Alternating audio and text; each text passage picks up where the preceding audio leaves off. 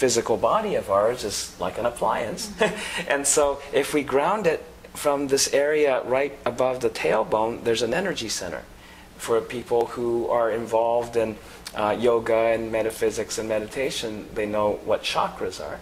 These are energy centers right above the tip of the tailbone. It sits there, and just imagining grounding, creating like a tree trunk from that energy center all the way to the center of the earth, and connects in, it has that same grounding circuit, and all the extra psychic energies that bombard us. You know, everybody's throwing energy around, they're wanting to communicate with you or get your attention. All this energy comes and goes. If you ground yourself, then that starts to dissipate. So that's one method for grounding, because you do mention grounding in your book, and you could like visualize like a beam of light from that tailbone or area, a tree trunk, or a post, anything that's comfortable that to you would be conductive of all energies. What about things like, you know, going out and getting, I've heard like a half an hour a day of being in your bare feet on sand or earth is also a grounding, and it helps your...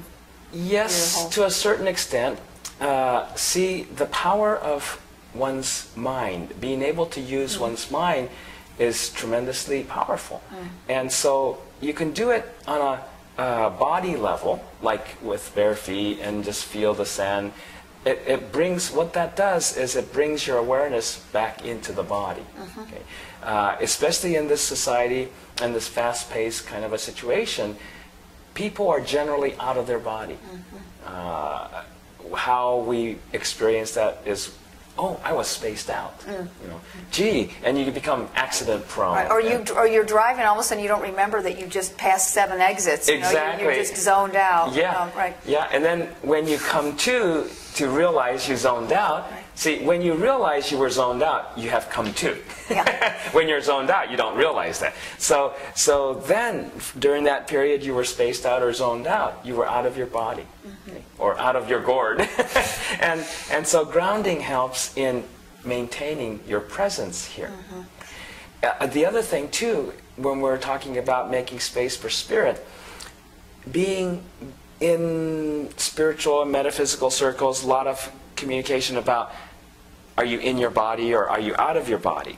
And that starts to make people think in terms of the body like a container. And it's not. The body is an energy field. So in being in the body, we can't think about it as we're stuffing ourselves as spirit into this container. Otherwise it won't work. A lot of people, I see a lot of people doing that in their mind. They have an image. Okay, shove myself into the body so I could be here. And they're not. And whereas if you recognize, oh, this body, though as solid as it feels and solid as it looks, it's really a field of energy. And so then, for eternity, the infinite to be, it's okay. In the field of energy, I can be.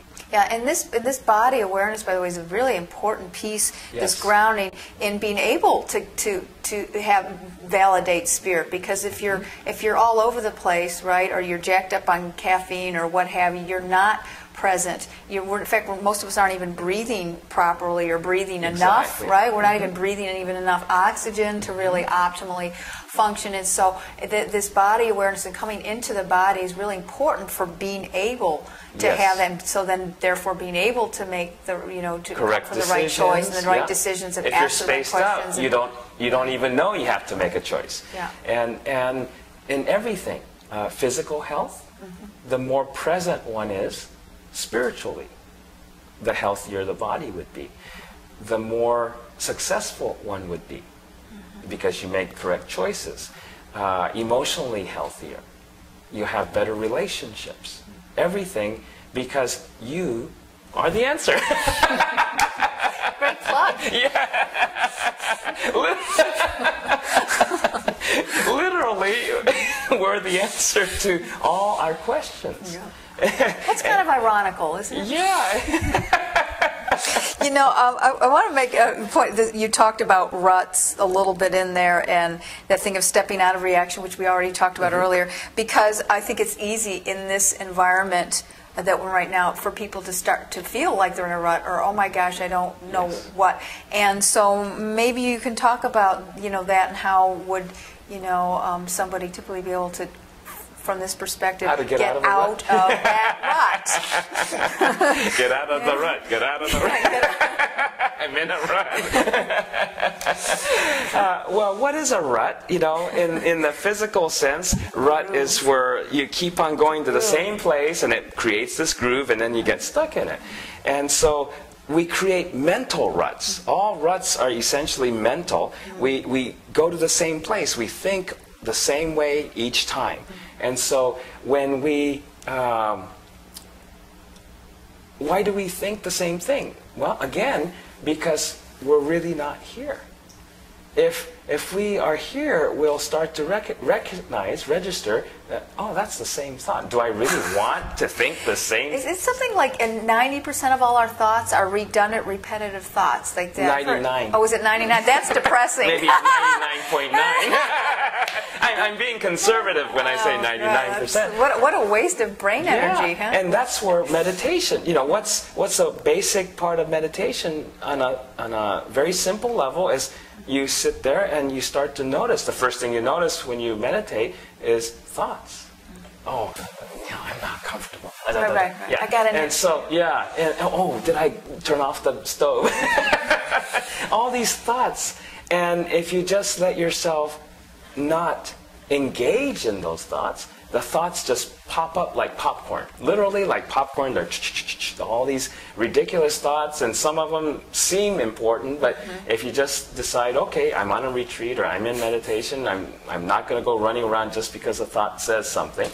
And people consider these thoughts to be original and important, but actually it's just thoughts.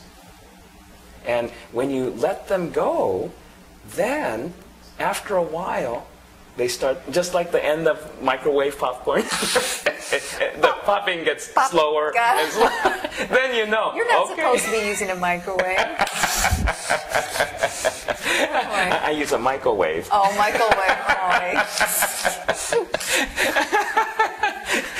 And so then you know, okay, we're coming to the end of the cycle of all these thoughts. Okay? And what happens when there's no more thoughts? Have you ever had a real empty mind? For a moment, a couple seconds here and there, yeah. Yes. Yeah, it's amazing. Yes. You know, yeah. Everything just fills with light. Yeah. And the experience is what people might consider total joy or freedom. It's exquisite. Bliss. And so that's when you get rid of the thoughts. Yeah, and so then you connect that to stepping out of effort.